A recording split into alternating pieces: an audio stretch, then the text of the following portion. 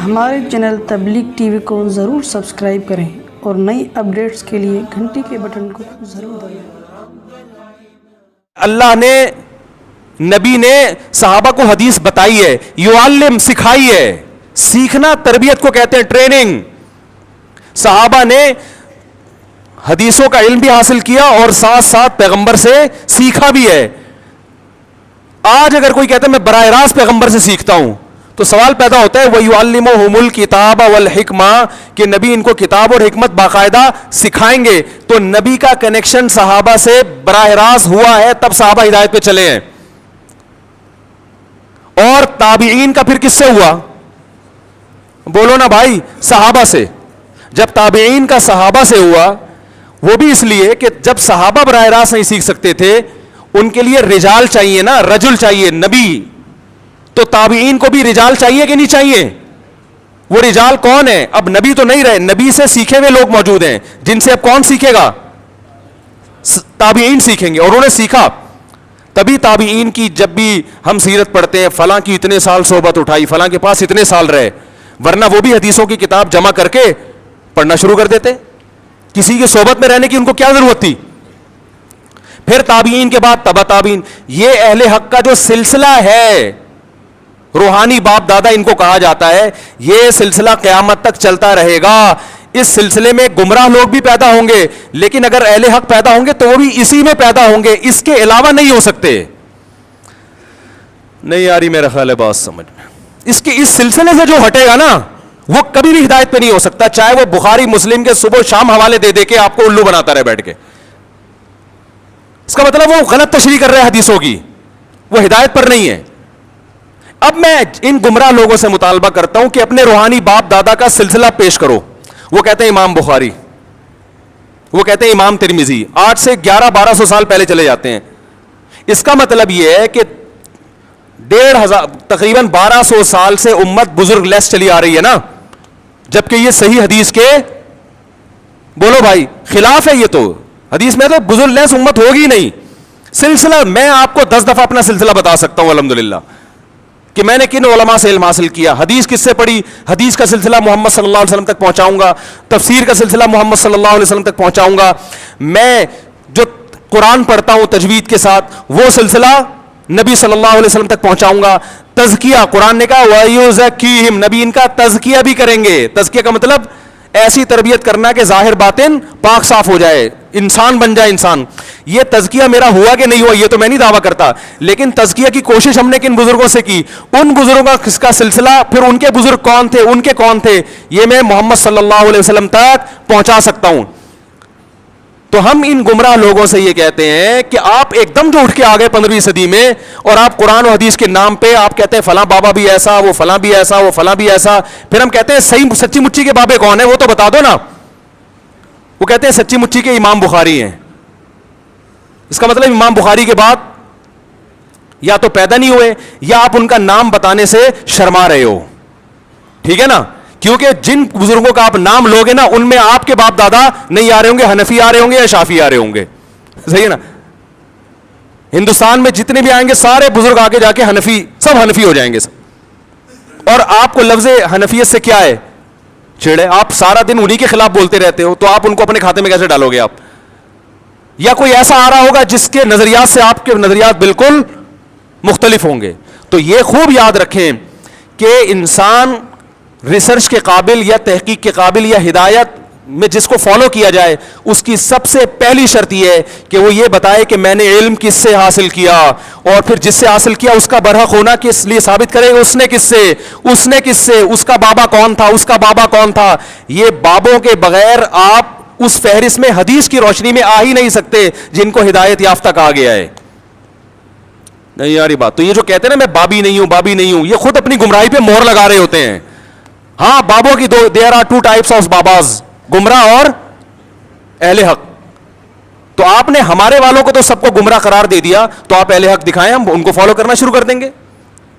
سمجھ رہے ہو نا؟ جیسے ہم غیر مسلموں سے کہتے ہیں کہ محمد صلی اللہ علیہ وسلم معاذ اللہ اگر جھوٹے ہیں، تو اللہ نے اپنے بندوں کو، اللہ براہ راست تو ہم کلام ہوتا نہیں ہے، وہ بھی غیر مسلم بھی اعتراض کرتے ہیں نا, نبی نے یہ کیا, نبی نے یہ کیا, نبی ایسے تھے, معاذ اللہ الزام لگاتے ہیں, ایک 9 سال کی بچی سے شادی کر لی, ہم اس کے دلائل دیتے ہیں بھائی یہ اس کلچر میں معیوب نہیں تھا اور اس کی کیا کیا حکمت, نہ یہ تو معاذ اللہ ایسے تھے, وہ بہت سارے اعتراضات کرتے ہیں.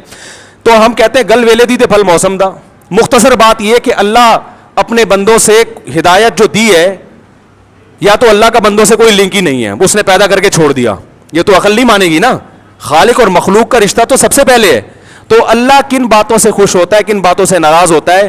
اگر محمد صلی اللہ علیہ وسلم جھوٹے ہیں تو پھر سچا بتاؤ کون ہے بھائی, وہ بتا سکتے ہیں. وہ جو سچا لے کر آئیں گے نا ان کے خیال میں, اس پہ 20, اگر نبی پر ایک اعتراض ہوتا ہے تو اس پر 20 اعتراض ہو رہے ہوں گے. صحیح ہے نا. تو ہم کہتے ہیں بھائی اس سے پتا چلتا ہے کہ اللہ نے محمد صلی اللہ علیہ وسلم کے علاوہ کسی کو پنپنے دیا ہی نہیں ہے. تو جن بزرگوں سے ہم نے علم حاصل کیا, دین حاصل کیا, انہی لوگوں نے ماضی میں خدمات سر انجام دی ہے, میدان جہاد میں بھی, تصوف کے میدان میں بھی, حدیث کی خدمت میں بھی, فقہ کی خدمت میں بھی, تفسیر میں بھی, تزکیہ میں بھی, انہی کی راتوں کی عبادتیں. میں اپنے شیخ کو جانتا ہوں, ہمارے شیخ حضرت مفتی رشید احمد صاحب رحمہ اللہ تعالی رات میں تہجد میں 5 رکعت تلاوت کیا کرتے تھے, اور اتنا روتے تھے اللہ کے خوف سے کہ حضرت نے دعا مانگی کہ اللہ میرا رونا بند کر دے, صحت کو نقصان ہو رہا ہے. سمجھ رہے ہیں, آج تو سب سے بڑا مسئلہ ہے اللہ کی محبت میں رونا نہیں آتا. ہمارے حضرت کو اتنا آتا تھا کہ اللہ سے دعا مانگی, اللہ میری یہ کیفیات بولو بھائی ختم کر دے. پھر ان کی تقریباً 20 سال صحیح بخاری پڑھائی ہے. اتنا بخاری پہ عبور تھا, بدعت کے بہت خلاف تھے, بہت زیادہ خلاف تھے بدعت کے, عقائد ایسے صاف ستھرے. ہم نے تو ان بزرگوں کو دیکھا ہے, لیکن نکالنے والے ان کی بھی کتابوں کو غلط توڑ موڑ کے کچھ بھی نکال کے ان کو بھی الزام لگا دیتے ہیں. اور ہم جب کہتے ہیں اس الزام کا جواب دینے کے لیے ہم تیار ہیں, سامنے بیٹھو, سامنے بیٹھنے کے لیے تیار, وہ کلپ بازی آف ٹائم ویسٹنگ. تو یہ جو ہے نا بزرگ لیس معاشرہ, یہ اسلام کا معاشرہ نہیں ہے, قرآن و سنت کے بالکل خلاف ہے. سمجھ رہے کہ نہیں سمجھ رہے؟ تو آپ کو تربیت کرنی ہے, کسی اللہ والے سے تعلق قائم کرنا پڑے گا, جو آپ کا تزکیہ کرے, آپ کو تمیز سکھائے, سب سے پہلے آداب سکھائے, آپ کو محبت سکھائے, آپ کو آپ کا ظرف بڑا کر دے کہ اختلاف رائے جب ہوتا ہے مسائل میں تو اس کو پیش کرنے کا کیا طریقہ ہوتا ہے. میں سمجھا پا رہا ہوں اپنی بات؟ تو ہم نے جن بزرگوں کو دیکھا, جن اکابر کو دیکھا, ہم نے ان میں اللہ کا خوف پایا. ہمارے حضرت رحمہ اللہ تعالیٰ کا تقوی ایسا مشہور تھا کہ ان کے بارے میں مشہور تھا کہ کوئی ایڑی چوٹی کا زور لگا دے, کوئی چیز اگر ناجائز ہے نا وہ ان سے کروا نہیں سکتا. جس چیز کا ثابت ہو گیا نا کہ یہ کیا ہے, غلط ہے شریعت میں. اور بہت سی چیزوں میں انہوں نے اپنے بزرگوں سے اختلاف بھی کیا ہے, وہ ہم بھی کرتے ہیں. ان کی رائے اگر بدل گئی تو انہوں نے کہا ٹھیک ہے, لیکن احترام کے ساتھ. انہوں نے فتوے نہیں لگائے. مفتی رشید احمد صاحب فرض نماز کے بعد اجتماعی دعا کو نہیں مانتے تھے, اس کا کوئی ثبوت نہیں ہے. ان کے استاذ مانتے تھے, لیکن دونوں میں محبت, احترام. حضرت نے پورا رسالہ لکھ دیا کہ فرض نماز کے بعد اجتماعی دعا ثابت نہیں ہے, لیکن حضرت نے کلپ بنا کے عوام میں آگ بولو بھائی نہیں لگائی. تنزیہ جملے لکھ کے جو لوگ دعا مانگ رہے ہیں ان کو, ان کی نفرت ہے کہ ان کو تو کچھ بھی نہیں آتا. ایک دفعہ ایک عالم آئے, بڑے عالم ہیں ملک کے, وہ آئے, انہوں نے نماز پڑھائی. حضرت نے ان سے کہا آپ نماز پڑھائیں. انہوں نے نماز کے بعد اجتماعی دعا مانگی. تو ہمارے ایک مرید, حضرت کے ایک مرید نے حضرت سے پوچھا کہ حضرت آپ تو کہتے ہیں یہ بدعت ہے, یہ کیا ہے, فرض نماز کے بعد اجتماعی دعا کیا ہے, بدعت ہے, اور انہوں نے مانگی بھی ہے, اور دوسرا بدعتی کو تو امام بنانا ویسے بھی جائز نہیں ہے. تو انہوں نے فرمایا کہ بھائی ان کی اپنی تحقیق ہے, یہ وہ ان احادیث سے استدلال کرتے ہیں جس میں نماز کے بعد مطلق دعا کی فضیلت ہے, اور فی نفسی رفع الیدین بھی ثابت. انہوں نے 2-3 روایتیں ملا کے ایک مسئلہ نکال لیا ہے. تو ان کی تحقیق ہے, یہ کوئی ایسی بدعت تھوڑی جس کی وجہ سے کفر اور فسق کے فتوے لگانا شروع کر دیں ہم. کتنا اللہ نے علم دیا مگر دوسرے کی رائے کا احترام. آج آپ دیکھ لو, 4 کوئی حدیث معلوم ہو جائے نا, فوراً کلپ بنا کے سارے علماء کی توہین کرے گا. ان کو تو حدیث کا نہیں پتا, ان کو تو کچھ آتا نہیں ہے, ان کو تو کچھ آتا نہیں ہے. اور ان لوگوں کے جو مریدین ہیں وہ جتنا بابا پرست ہوتے ہیں, اپنے بابے کو جتنا فالو کرتے ہیں نا ہر چیز میں, اتنا ہم اپنے بابوں کو فالو نہیں کرتے. ہم تو بہت ساری چیزیں ایسی ہیں جو میں مفتی رشید احمد صاحب کی اتنی تعریفیں کر کے بھی ان کی ہر بات سے متفق نہیں تھی. ان کے ہر فتوے پہ ہم فتویٰ نہیں دیتے, لیکن احترام کرتے ہیں. بھائی ان کی رائے تھی, ہماری رائے ہے. تو اللہ کی محبت اگر آپ کو ملے گی نا پھر صحیح راستہ پتہ چلے گا. اور اللہ کی محبت کہاں سے ملتی ہے؟ بولو بھائی, اہل اللہ کی صحبت سے ملتی ہے. تو بزرگوں سے تعلق قائم کرنا پڑے گا آپ کو, آپ کے باپ کو بھی کرنا پڑے گا. اس کے بغیر آپ کا دین خشک دین ہوگا, اس میں چاشنی نہیں ہوگی. حدیثوں کے نمبر آپ کو یاد ہو جائیں گے, رفع الدین کے جھگڑے بہت اچھی طرح سے یاد ہو جائیں گے. آمین, ٹانگیں چوڑی ٹانگیں پتلی, رفع الدین کرنا ہے, یہ بہت ماسٹر ہو جاؤ گے. لیکن نمازوں سے خشوع و خضوع ختم ہو جائے گا. آپ کہہ سکتے ہیں عرب میں تو یہ نہیں ہوتے بزرگ, وہاں بھی ہوتے ہیں, اصطلاح نہیں ہے بزرگ کی.